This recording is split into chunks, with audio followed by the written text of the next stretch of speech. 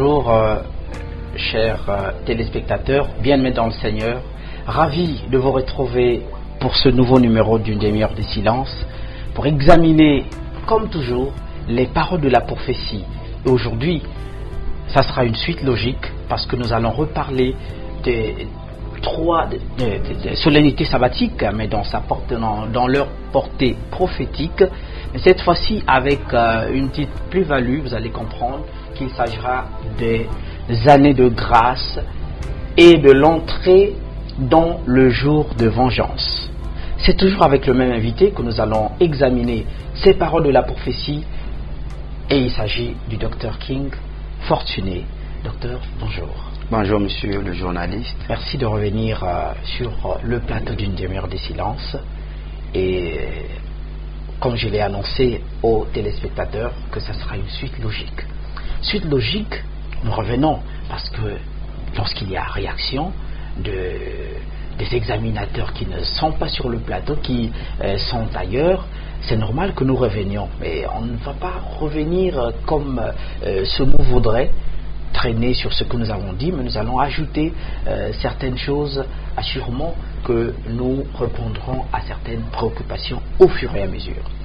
Alors la première question, docteur, certainement que les gens vous ont appelé, vous avez reçu certains messages sur Facebook, les réseaux sociaux, et moi également, je suis au courant que par rapport à l'émission précédente, il y a eu beaucoup de réactions. Et parmi les réactions, il y en a qui ont pensé que lorsque nous avons parlé des 3 solennités sabbatiques, des propos qui vous sont propres, mais qui ne sont vraiment pas les propos de William Branham. Pourtant, vous êtes battu à dire les choses un peu de façon plus claire, à ma compréhension bien sûr. Est-ce qu'il y a quelque chose à ajouter pour essayer de balayer d'un revers de main toutes ces intentions? Je crois que j'ai reçu aussi des réactions et j'en ai pris en ligne de compte. D'aucuns pensaient que c'était les simples déductions ou déclarations. Je crois que dans les émissions précédentes, nous avons montré que les solennités sabbatiques sont en rapport avec le plan de la rédemption. Et nous avons dit par là que depuis Paul jusqu'à William Branham, là nous sommes encore dans le sabbat. Et que la sainte convocation retentissait le lendemain du sabbat. C'est-à-dire le lendemain du 7e sabbat. Et pour cela, commençait le jugement. Et nous avons montré que Frère Branham devait être jugé, parce que lors de la vision, au-delà du rideau du temps, il lui a été dit que le Seigneur viendra premièrement à toi pour te juger. Et nous avons montré que dans la mesure où il nous montre que le juge suprême est descendu dans la nuée avec la perruque blanche, et nous avons identifié la perruque blanche comme Jésus-Christ couronné. Et ces choses que nous disons, ce n'est pas des simples inventions, c'est William Branham lui-même qui les déclare. Et comme souvent pendant une demi-heure de silence ou 30 minutes, c'est pas toujours facile de lire toutes ces citations, mais je crois que cette citation que les gens ont réclamée, je l'ai devant moi ici, je vais la lire.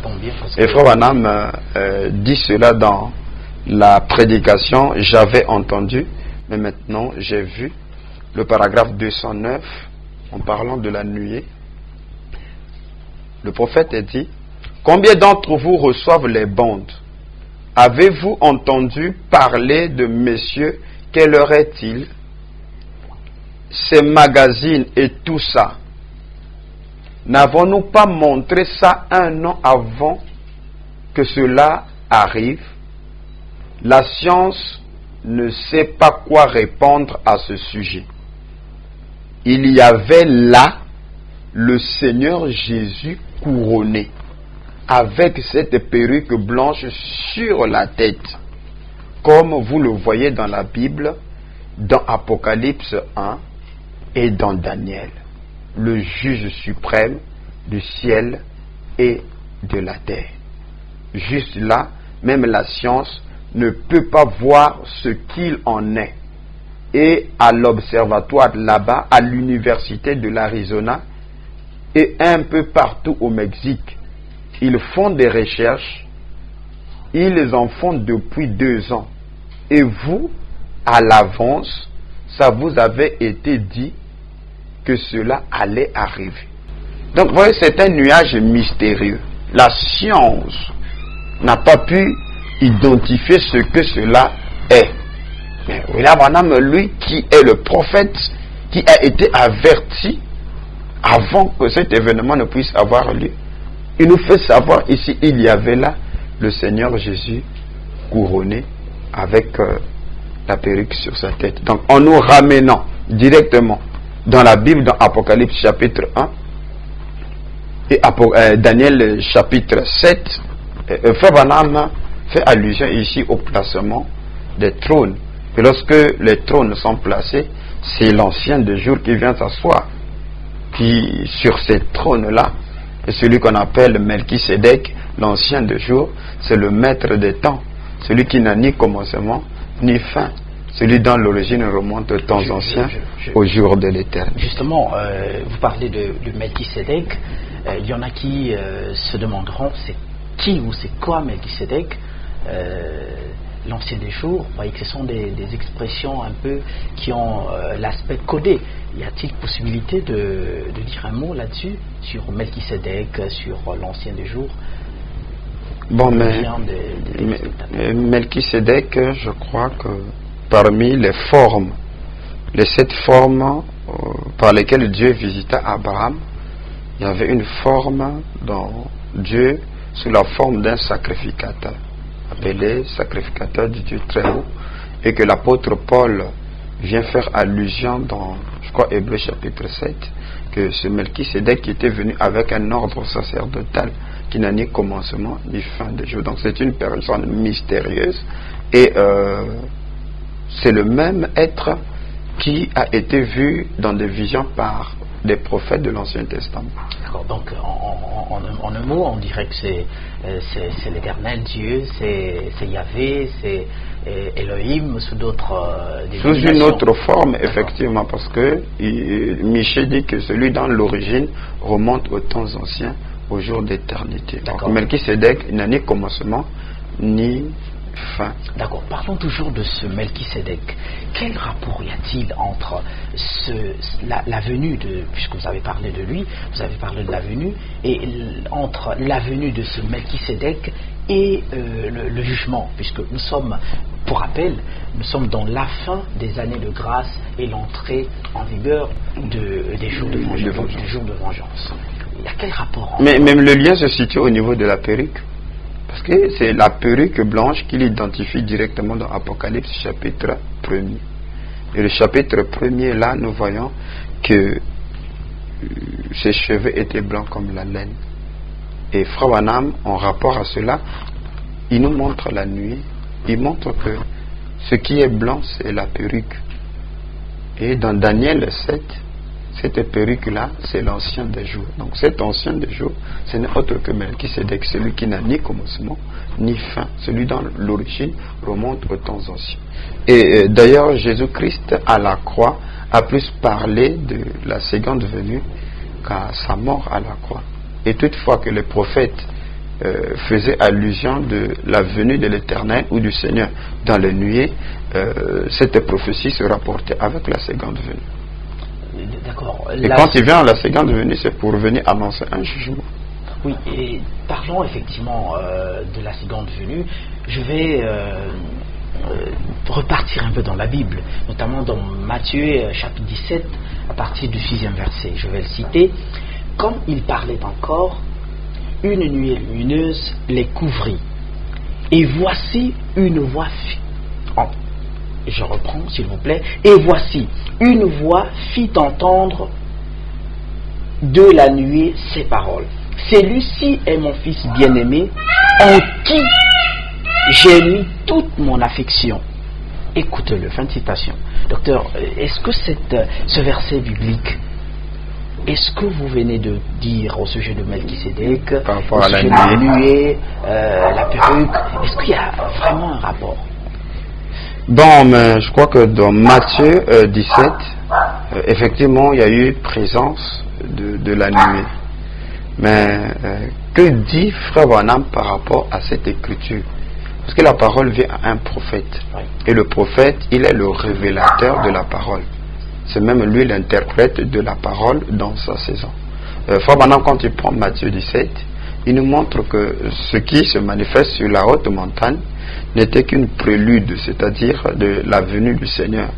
C'était une vision que les disciples ont vue des derniers jours, que William Branham montrera explicitement et déclarera. Mais ça se passe, c'est pas une vision, docteur, ça se passe de façon visuelle à l'œil nu, ce n'était pas une vision. Non, c'est une vision, plus qu'en bas il dit scellez cette vision jusqu'à ce que je sois glorifié. Donc c'était une transfiguration.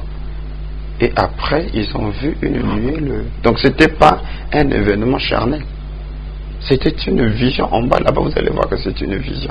Écoutez ce que Frère Branham a dit dans l'exposé des états de l'Église. Nous sommes dans la vision de Patmos, la page 62. Frère Branham va donner l'interprétation. Mais avant de donner l'interprétation de Matthieu 17, il commence d'abord à Matthieu 18. Pardon, Matthieu 16. Matthieu 16, le verset 28, il dit « Or, dans Matthieu 16, le verset 28, comme introduction à Matthieu 17, 1 à 13. » Donc, ce qui introduit Matthieu 17, c'est Matthieu 16. Que dit Matthieu 16, 28? « Quelques-uns de ceux qui sont ici ne mourront point, qu'ils n'aient vu le Fils de l'homme venir dans son règne. » Et lorsque ils arrivent, il dit que 6 jours après, il prit 3 disciples et il les amena sur une haute montagne et là il fut transfiguré. Et je peux repartir en ce temps-là. Certainement il y avait des observateurs qui pouvaient regarder les disciples à partir de Pierre, Jacques et autres. Il dit que ces gens-là ne vont pas mourir, que le Seigneur est venu. D'accord, comme avait dit le Seigneur. Effectivement, le Seigneur a dit qu'ils ne mourront point avant qu'ils aient vu le Fils de l'homme venir dans son règne. Le Fils de l'homme venant dans son règne, c'est la seconde venue, pas la première venue. Parce que la première venue, il n'est pas venu en tant que roi. Donc les gens avaient certainement une perception ou une démarche charnelle de voir que ces disciples-là ne mourront point. Mais ce qui est arrivé, c'est qu'ils les ont vus mourir l'un après l'autre jusqu'au dernier disciple.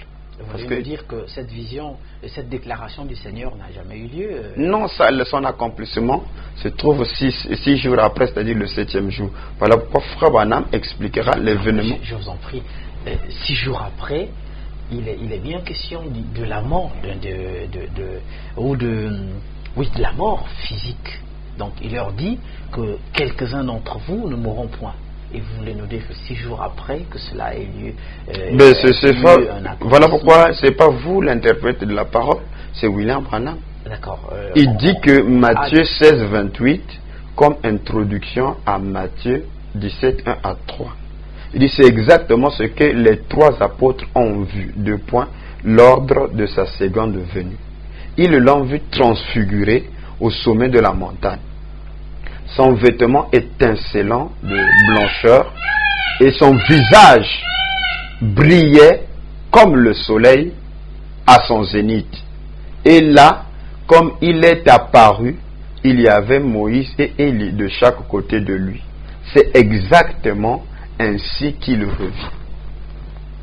Donc c'était une projection de la venue du Seigneur. Parce que la nuée est en rapport avec la venue du Seigneur. Raison pour laquelle Frère Branham connecte la nuée avec Apocalypse chapitre 1, ce que nous venons de lire, avec Apocalypse chapitre 4, avec Apocalypse chapitre 10 et avec Apocalypse chapitre 7. Je vais lire Frère Branham là-dessus pour donner un appui. Je vais juste rappeler aux téléspectateurs que nous sommes en train de continuer avec l'examen des paroles de la prophétie, mais dans la portée prophétique des 3 solennités sabbatiques, mais cette fois-ci avec une nouvelle, un nouveau sous-titre qui n'est autre que la fin des années de grâce et l'entrée en vigueur du jour de vengeance. Chers téléspectateurs, William Branham a la parole pour le moment parce qu'il doit nous dire comment est-ce que Matthieu,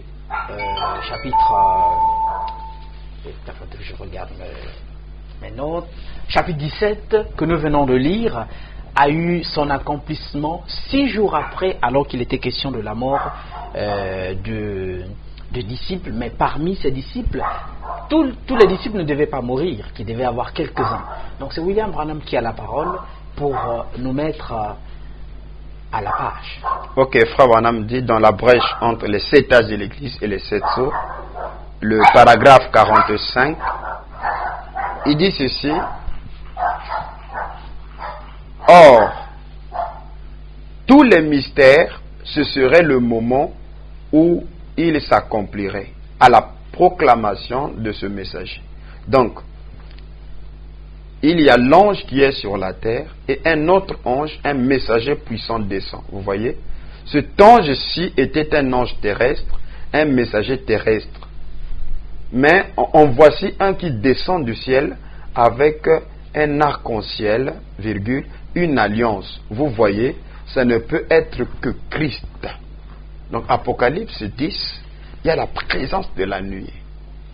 Et elle est en rapport avec Matthieu 17, parce que ce que les disciples avaient vu dans Matthieu 17 était l'ordre de sa seconde venue. Et Branham a dit, cette forme resplendissante, c'est ainsi qu'il vient. Donc ici, Branham est en train de montrer que celui qui descend est l'ange céleste, qui est l'ange de l'Alliance. Au paragraphe 46. Alors, docteur, au paragraphe 46, on veut bien, mais ça va être... vous allez nous présenter ce paragraphe après une petite pause, le temps de recevoir certains messages, certains SMS. Nous allons essayer de voir ce que les téléspectateurs ont prévu avant de continuer. Et, chers téléspectateurs, à vous de réagir. Avant que le docteur King ne quitte le plateau, si vous avez une réaction, tout de suite, à vous. Et merci.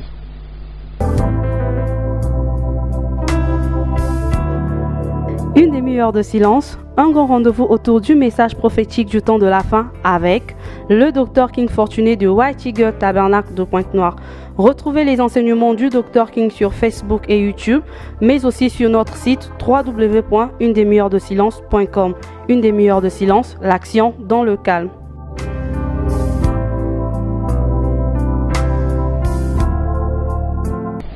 Nous sommes de retour, bien-aimés, pour examiner toujours les paroles de la prophétie, et avec le Dr King Fortuné, nous sommes arrêtés sur le paragraphe 46 de la brèche, prêché par William Marion Branham en 1963. Et les réactions, les téléspectateurs ont pensé que le Dr King doit d'abord continuer et qu'il termine afin que les réactions viennent comme on le fait d'habitude, et le prochain numéro sera certainement l'occasion d'en faire part. Alors vous avez la parole pour la lecture de notre 46e paragraphe. Alors William Branham va continuer parce qu'il a d'abord démontré la position d'Apocalypse 10 et il va rattacher Apocalypse 10 à Apocalypse chapitre 1er. Il dit exactement comme dans Apocalypse chapitre 1, debout au milieu de 7 chandeliers d'or, avec un arc-en-ciel, virgule, et l'aspect d'une pierre de jaspe et de sardoine. Lorsqu'il parle de pierre de jaspe et de sardoine, il est dans Apocalypse chapitre 4, c'est-à-dire le trône. Et au paragraphe 47, et le voici qui revient dans Apocalypse 10, après ce moment à venir où tous les mystères doivent s'accomplir et où tous les sceaux doivent être brisés. Il proclame qu'il n'y a plus de temps. Et il a dit que quand le 7e ange aurait commencé à sonner de la trompette, alors le mystère s'accomplirait et ce serait l'heure où l'ange doit apparaître. C'est tout près de nous, quelque part. C'est vrai maintenant, remarquez. Donc d'abord, l'aspect d'Apocalypse chapitre 1er que Frère Branham est en train de mettre en exergue ici, il s'agit de Christ qui est façonné dans son épouse. Et William Branham, dans la prédication, Christ est le mystère de Dieu révélé. Il parle de l'expression, il montre qu'il va s'exprimer dans sa déité, c'est-à-dire dans la forme de la divinité. Et ailleurs, Frère Branham va expliquer que cet être-là qui marchait au milieu des chandeliers, c'était Christ façonné dans son épouse au travers de 7 éléments de la gloire de sa personne. Donc, tel qu'il est décrit dans Apocalypse chapitre 1er, Frère Branham dit qu'il est accompagné de 7 éléments de la gloire de sa personne. Et ces 7 éléments, étudiés de façon profonde, nous ramènent directement au jour de vengeance. Donc c'est le Seigneur Jésus-Christ qui vient pour se venger ou pour tirer vengeance. Je vais essayer d'effleurer les 7 éléments de la gloire de sa personne pour ceux-là qui lisent, qui aiment étudier les paroles de la prophétie. Premièrement, ce qui caractérise le premier élément, c'est que ses cheveux étaient blancs comme la laine.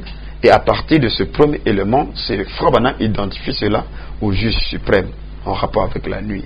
Donc toutefois, quand il nous ramène dans l'Apocalypse chapitre 1er, c'est d'abord les cheveux blancs comme la neige.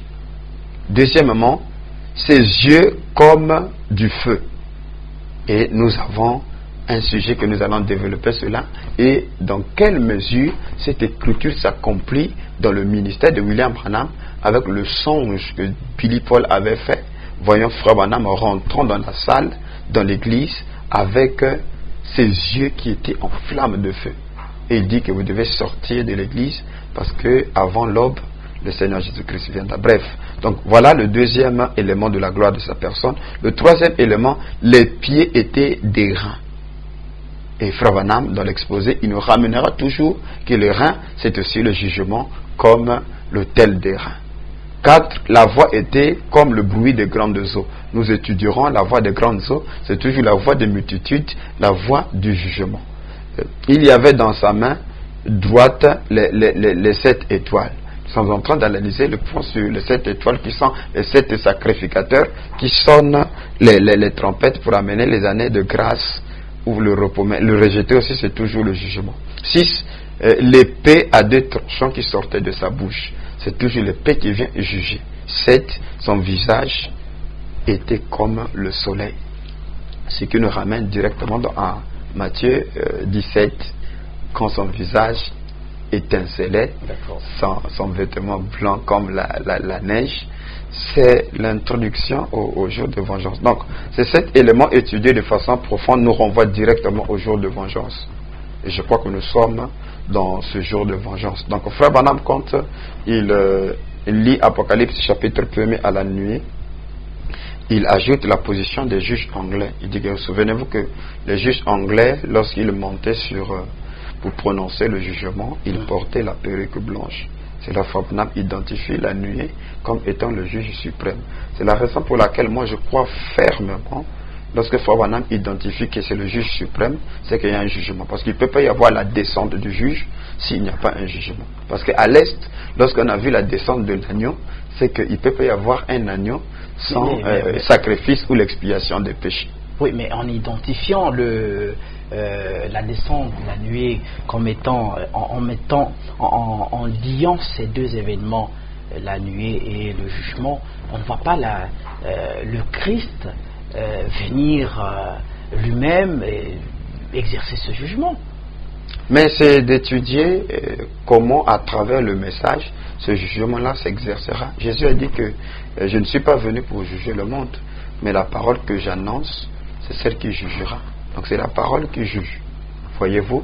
Mais comment Dieu, par la parole, va juger? Il doit venir dans un prophète. Je crois qu'avant d'avancer, j'aimerais d'abord donner des citations qui donnent la preuve suffisante que le juge des cieux et de la terre est descendu parmi nous. D'accord. Souvenez-vous que nous n'avons que une demi-heure, 30 minutes, et c'est rien. Effectivement, il y a beaucoup de citations, mais je prends ici dans quelle attraction, quelle est cette attraction sur la montagne, le paragraphe 142. Frère Branham parle de la nuée, il dit: et l'autre jour, je me tenais là et j'ai tourné la photo à droite, et là se trouve Jésus comme il était dans les 7 âges de l'Église portant la perruque blanche pour montrer la divinité suprême. Il est l'alpha et l'oméga. Il est le premier et le dernier. Il est le juge suprême de toute l'éternité qui se tient là confirmant le message de cette heure. Voyez-vous? Donc là aussi, Frère Branham, lorsqu'il voit la nuée, il rattache cela à la descente du juge suprême. Il peut y avoir la présence du juge sans qu'il y ait un jugement. Il continue au paragraphe 147. Je crois que c'est un paragraphe qui nous est familier. Il dit, tout ceci, cela ne mourra jamais. Cela se déroule dans un mouvement continuel. Depuis l'événement lui-même, donc il y a un événement d'abord, jusqu'à la photo, 2 points, il explique ce que c'est. Jésus qui se tient là à nous regarder. Et maintenant, précisément, sur le mont 107, et la lumière du coucher du soleil, la lumière du soir est venue, Dieu qui se confirme lui-même. Qu'est-ce que c'est? Les faits sont là. Dieu et Christ sont un, blanche. Combien ont vu ça? La perruque blanche qu'il portait. Ce dont nous avons parlé dans Apocalypse 1. Voyez-vous la divinité suprême, l'autorité suprême, pas d'autre voix, pas d'autre Dieu, rien d'autre. En lui habite corporellement la plénitude de la divinité. Les anges eux-mêmes formaient sa perruque. Donc, voyez-vous comment la perruque, qui est le signe du jugement, est directement liée avec cet ange. Et je crois que dans le message, c'est le lever du soleil, où Frère Branham dit que les 7 anges qui représentent les 7 églises sont de la nuée, mais nous ne pouvons pas les voir. Donc le jugement de Dieu s'exerce au travers des voix des grands oiseaux. Et ces voix des grands oiseaux sont entièrement liées avec la voix des multitudes ou la voix de 7 messagers. Et puisque ces 7 messagers, ce sont ceux-là qui forment la nuit. Donc le jugement s'exerce par ces voix-là. Donc quand il descend en ce temps de la fin, avec la perruque blanche, c'est le jugement. Donc j'ai déjà lu 2 citations et il y en a tellement ici, je crois que pour ne pas... Une dernière peut-être, une dernière, dans... avant de passer, il y a plusieurs questions, hein. Il faut bien que nous allions progressivement, mais vers la fin. Alors la dernière... c'est dans C'est le lever du soleil, le paragraphe 15, c'est Frère Branham qui commence à toujours montrer l'importance de cette photo. Voilà quoi je crois, en tant que croyant du message, ces photos-là ont leur place dans le message. Et je m'assure à tous ceux-là. Dans le message ou dans les églises du message?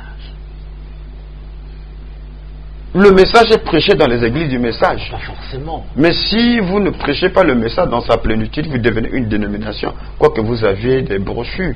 Donc ce qui fait autorité, ce n'est pas les conceptions des prédicateurs, mais c'est ce que le messager a dit. Bon, ça pourra faire l'objet d'un autre numéro, parce Exactement. que les photos, on en parle toujours, hein, les photos qu'on doit mettre dans les églises, ça prend une connotation d'idolâtrie. Alors écoutez ce que William Branham a dit, le paragraphe 15, c'est le lever du soleil. Eh bien, si vous tournez la photo, je crois que toutes ces citations que je lis là, ça tourne autour de cette photo. Si vous tournez la photo comme ceci, la photo de la nuit, la photo de la nuit, et que vous regardez, probablement que vous le verrez depuis l'auditoire, c'est Christ. Vous voyez ses yeux qui regardent ici. Et tout ce qu'il y a de plus parfait, il porte la perruque blanche, la divinité suprême, et le juge des cieux et la terre tout entier. Voyez-vous ses yeux, son nez, sa bouche. L'assemblée dit Amen. Et mon âme, ce soir, dit aussi un Amen. Assurément que les téléspectateurs disent aussi Amen. Et nous prendrons avec nos infographes, nos techniciens, de vous projeter l'image de la nuée pour que ça fasse... Pour voir ses yeux, son nez, sa bouche, la perruque. C'est votre Seigneur. D'accord. C'est venu pour juger la terre. Mais docteur, un peu rapidement. Je n'ai pas fini la citation. Vous n'avez qu'à tourner la photo. Voyez, les gens ne la regardent pas dans le bon sens. Il l'avait placée comme ceci. Il dit, tournez-la de ce côté-ci comme elle devait être. Vous voyez, il dit Amen. Il est le juge suprême. Au paragraphe, la même posture, 309, il dit, et les 7 anges même qui représentaient les 7 églises au complet et nous ne pouvons même pas le voir. Eux, c'est eux qui ont pris la photo, pas nous. Et le voilà, il se tient là, le juge suprême, montrant qu'il est l'alpha et l'oméga, le commencement et la fin. Quelle identification la puissance vivifiante a produit sur nous cet effet-là. Donc, voyez-vous que c'est le juge suprême, selon William Branham, qui est descendu. Et je crois qu'il ne peut pas y avoir présence d'un juge s'il n'y a pas un jugement. Donc, je crois que nous sommes déjà rentrés dans le jugement. Oui, nous sommes dans le jugement. Vous rattachez toujours Apocalypse 1 à cette nuée, à la venue de la nuée.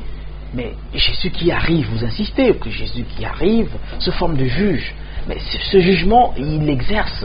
Est-ce que c'est William Branham qui l'exerce lui-même ou on ne comprend rien jusque-là? Vous montrez que la nuée est descendue. C'est William Branham qui nous montre, qui pointe du doigt à cette nuée. Mais comment ça se passe pour le jugement? Est-ce que c'est William Branham en tant que prophète de l'âge qui juge? Ou c'est sous quelle forme le juge suprême exerce son jugement? Mais voyez-vous que l'Apocalypse n'est pas un livre réel. C'est un livre de symboles. Et ces symboles-là deviennent une révélation par la voix du 7e ange. Et d'ailleurs, Branham dit que cette révélation produit la révolution. D'accord. Donc, c'est Jésus-Christ sous la forme de son épouse blé venant exercer un jugement. Et puisque le Seigneur n'a pas d'autre moyen pour agir, selon Amos 3,7, il dit « Le Seigneur ne fait rien sans avoir révélé ses secrets à ses serviteurs, les prophètes. » Donc, le jugement s'exerce par un prophète, parce que Moïse en Égypte était le signe même du jugement. Donc quand Dieu a voulu juger l'Égypte, il a envoyé un prophète. Parce qu'il avait dit que Vous dites deux choses au même moment. Et le jugement s'exerce par l'épouse d'abord, et vous dites que ça s'exerce par le prophète. Cette épouse-là, c'est le prophète des derniers jours. Voyez-vous? L'épouse, à entendre parler, ou avec des mots les plus simples, docteur, plus d'une personne dira que l'épouse, c'est un ensemble de chrétiens qui constituent le corps, permettez l'expression, entre guillemets, le corps mystique du Christ. Bon, voyez-vous que l'épouse, quand on parle de l'épouse, c'est d'avoir un ministère, qui est appelé le ministère de l'épouse. Et William Branham, dans les âmes qui sont en prison, il dit qu'en rapport avec le 3e pôle, et Jean 14,12, il dit que le ministère de Jésus-Christ s'est réincarné dans son épouse dans les derniers jours. Et plus bas, il dit que c'est moi qui suis concerné. Donc, Frère Branham qui vient avec le ministère de la pierre de fête, qui est le ministère de l'adoption, lié directement à la révélation des 7 tonnerres. Il est le grain de blé à l'ouest qui est parvenu à la maturation. Et on voit de nouveau le même signe du Messie comme étant la promesse des derniers jours. Donc il le fait par représentation finalement. Mais effectivement, c'est lui qui nous engendre, mon frère. D'accord. Est-ce qu'il y a des appuis là-dessus ou ce sont juste des allégations, des propos que il est dit dans l'union invisible de l'épouse de Christ au paragraphe 221. Il dit la vie est de nouveau dans le grain. Donc c'est une voie de la mort à la pousse jusqu'à la maturation. Il dit toute la vie est de nouveau dans le grain. Qu'est-ce que c'est? Exactement comme ce grain, même grain qui avait été mis en terre. Nous sommes dans Jean 12, le verset je crois 23-24. Si le grain qui tombe ne meurt, il reste seul. Donc c'est un ministère à la fin. Il dit le même Jésus sous forme de l'épouse. Maintenant, ce Jésus sous forme de l'épouse, dont Dieu dévoilé au paragraphe 222, il dit, mais le stade du ministère parfait, virgule, de lui-même, pas un homme, pas une dénomination, qui ont eu leur action au cours de leur âge, là, voyez-vous, mais c'est lui-même manifesté. Il se manifeste selon la promesse, confirmant l'exactitude de Luc 17, 28. Luc 17, 28, ce n'est pas un groupe de gens. Le ministère du Fils de l'homme, ce n'est pas un groupe de gens. Le ministère du Fils de l'homme, c'est le stade du ministère parfait, qui est le ministère de l'épouse dont je suis en train de parler. C'est Jésus-Christ sous la forme de l'épouse. Donc, confirmant l'exactitude de Luc 17, 28, Malachie 4. Malachie 4, c'est pas vous. Et ainsi de suite, Hébreux 13, 8. Quand il parle d'Hébreux 13, 8, c'est le même Jésus qui était le même hier. Ce n'est que la forme qui change. Hier, aujourd'hui et pour toujours. Il dit, ce moment-là, ce serait le moment où quoi? Où la sémence royale d'Abraham attendrait le Fils promis. Et tous les types doivent s'accomplir. Et Dieu lui-même est apparu sous la forme d'un être humain à la sémence naturelle d'Abraham avant la destruction. Et Jésus a dit que ce serait pareil pour cette sémence royale avant le retour du Fils promis. D'accord, docteur, nous sommes pratiquement à la fin de ce numéro. Vous avez, je sais que vous n'avez pas tout lu, mais juste projeter à nos téléspectateurs des références qu'ils pourront vérifier chez eux, qu'ils pourront vérifier, et en retour nous aurons des résultats assurément. Et avant de conclure, je crois qu'il y a une dernière citation ici dans la foi de Marie.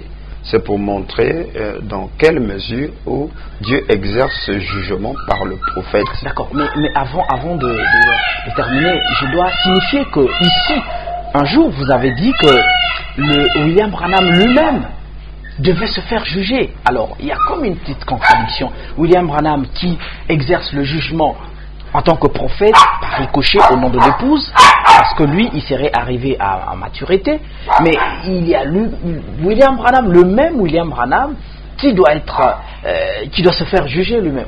Il n'y a pas de contradiction. Ce jugement-là n'est pas une condamnation, mais c'est une approbation. Parce que c'est comme la parabole des talents. Ceux qui ont reçu des talents, quand le maître est venu pour faire valoir les talents, il a jugé, il a condamné le serviteur inutile. Mais les serviteurs fidèles qui ont multiplié les talents, leur jugement c'était une appréciation et même une récompense. Donc dans la mesure où Branham est approuvé par le Dieu très haut, il devient le canal par lequel le Dieu exerce le jugement sur la terre. Raison pour laquelle, mais qui prêche les prédications comme que ferons-nous de ce Jésus appelé le Christ? J'accuse cette génération, les âmes qui sont maintenant en prison, le procès. Donc ces choses-là, c'est l'Éternel qui est en train de parler pour annoncer le jugement sur la terre. Mais il ne peut pas y avoir de jugement sur la terre si Dieu ne parle pas. Et Dieu ne peut que parler, selon Amos 3,7, par un prophète. Donc dans la foi de Marie, le paragraphe... En tout cas, très rapidement, la foi de Marie, prêchée le vendredi 11 mars 1960, le soir, Frère Branham me dit ici, le paragraphe 54, Abraham l'appela Elohim, pas l'homme qui était assis là, mangeant du steak ou buvant du lait, mangeant du pain de maïs. C'était plutôt l'esprit qui était en lui. Eh bien, de quoi était-ce le signe? Que l'esprit de Dieu habiterait de nouveau dans la chair des gens et manifesterait le même signe avant le temps de la fin. Donc, Frère Branham est en train de montrer ici, Elohim, ce n'était pas la personne, mais c'était l'esprit qui était dans cette personne. Donc, maintenant la combinaison, c'était Elohim dans la chair. Donc, c'est le juste suprême qui s'incarne dans un prophète comme il l'avait fait à Moïse. En ce moment-là, rejeter son message, ça amène le jugement sur la terre. Alors, ça amène le jugement sur la terre, chers téléspectateurs, chers docteurs, 30 minutes. Oh, c'est toujours rien, comme je vous le rappelle. Vous avez certainement la soif d'entendre encore ces paroles de prophétie, mais vous continuez à poster vos questions, vos inquiétudes, vos admirations sur Facebook, sur les réseaux sociaux. Alors, nous allons mettre un terme à ce nouveau numéro.